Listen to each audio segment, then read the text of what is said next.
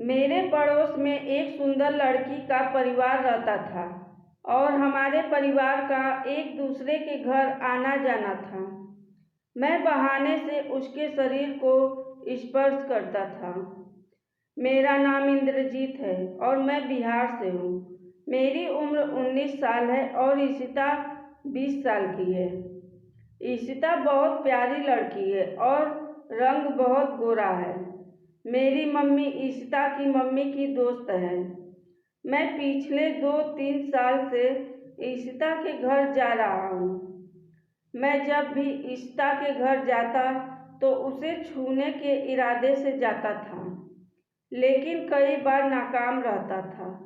फिर भी मैं ऊपर से ईशिता को कभी कभी छू पाता और कभी कभी तो उसके पीछे भी हाथ फिरा देता। ईशिता मुझे बहुत आकर्षित करती थी। मैं भी ईशिता को पसंद था, क्योंकि जब मैं ईशिता को स्पर्श करता तो ईशिता कुछ नहीं बोलती और मेरे नज़दीक आकर सट जाती। प्यार की चिंगारी दोनों तरफ से लग चुकी थी।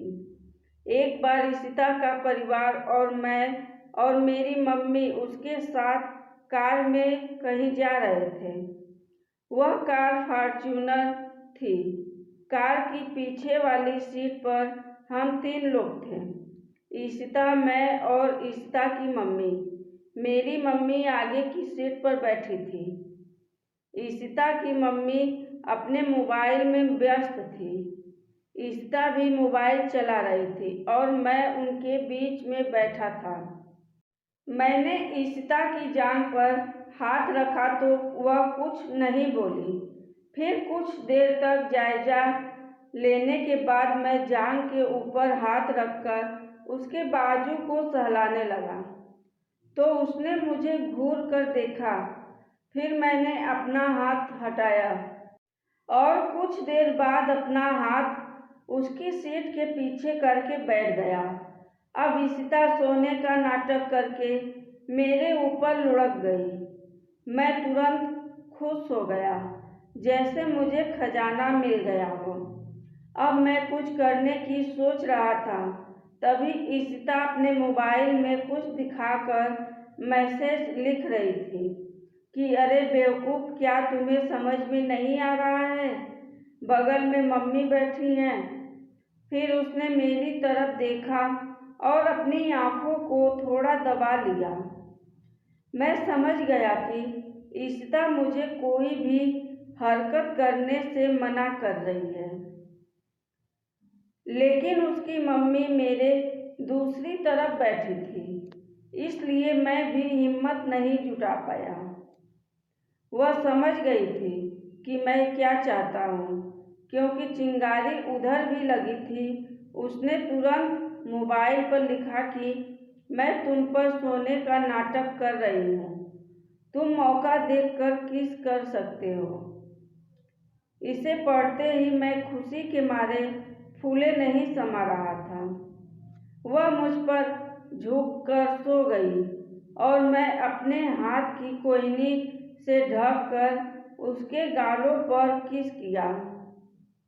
मैं बार बार ईशिता की माँ की तरफ देखता और ईशिता के गालों को बार बार सहलाने की अनुभूति का आनंद लेने लगा। इस तरह ईशिता भी मेरे हाथों की हरकतों का आनंद ले रही थी और धीरे धीरे मुस्कुरा रही थी।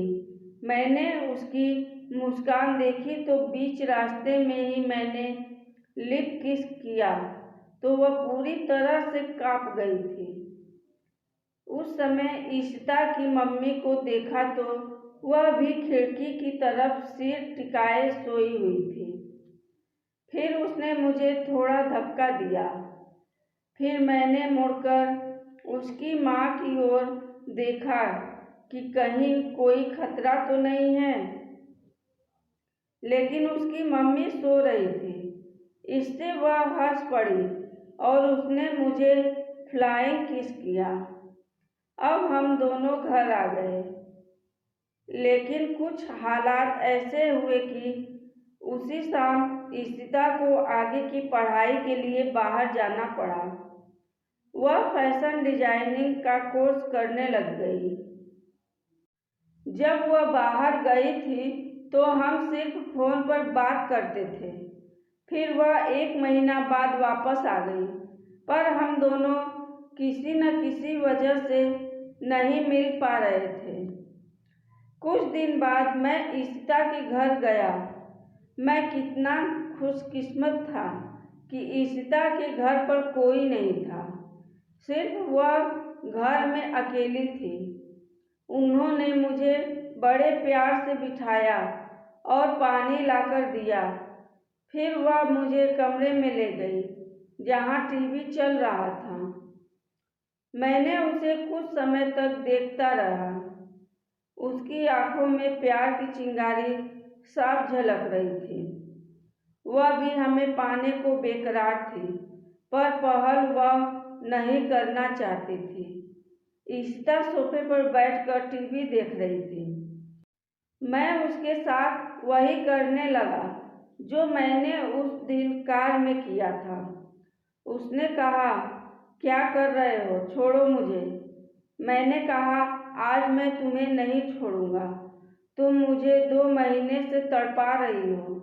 वह हंसी और बोली, चलो पहले ठीक से पकड़ तो लो, आह धीरे धीरे से करो।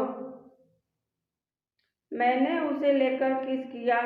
फिर मैंने ईशिता से पूछा कि तुम मुझसे प्यार करती हो ना? तब उसने मेरी आंखों में देखकर कहा, यह जान मैंने तुम्हारे लिए बचा कर रखा है बेबी, तो किसी और को कैसे अपने दिल में आने देती। मैंने बड़े प्यार से उसकी तरफ देखा और उसे चूमकर कहा, स्वीटहार्ट, मैं भी तुमसे सच में बहुत प्यार करता हूँ। वह बोली, तो बेबी मैं तो प्यार से ही करने को कह रही हूँ। फिर हम दोनों ने प्यार करने के करीब 20 मिनट बाद उठे और ईशिता के साथ मैं भी नहाने के लिए चला गया। नहाने के बाद हम लोग कपड़े पहन ही रहे थे कि ईशिता की मम्मी आ गई। वह हम दोनों को देखकर वह बड़ी गुस्से में मुझे डांटने लगती है, ये तुम दोनों ने क्या कर दिया? अभी तुम दोनों बालिग भी नहीं हो। अगर किसी को पता चलेगा तो समाज में हम लोग के परिवार का इज्जत खत्म हो जाएगा। तब ईशिता और मैं ईशिता की मम्मी से कहने लगते हैं कि हम दोनों एक दूसरे से प्यार करते हैं, हम लोग शादी करना चाहते हैं। फिर मैं अपने घर चला आया। जब ये बात मेरी मम्मी को पता चली तो वह ईशिता की मम्मी को समझाई कि देखो, तुम मेरी सहेली हो, हमारे परिवार को तुम और तुम्हारे परिवार को हम अच्छी तरह से जानते हैं। अकेली लड़की तुम्हारी है और अकेला लड़का हमारा है। ये दोनों भाग जाए, इससे अच्छा है कि हम दोनों मिलकर इनकी शादी कर दें, क्योंकि इनकी खुशी में हम लोग की खुशी है। तब जाकर ईशिता की मम्मी मानी और हम दोनों का शादी कराने का फैसला किया और 2 साल बाद हम दोनों की शादी हो गई। दोस्तों, अगर हमारा चैनल आपको पसंद आए तो हमारे चैनल को सब्सक्राइब, लाइक व शेयर ज़रूर करें। धन्यवाद।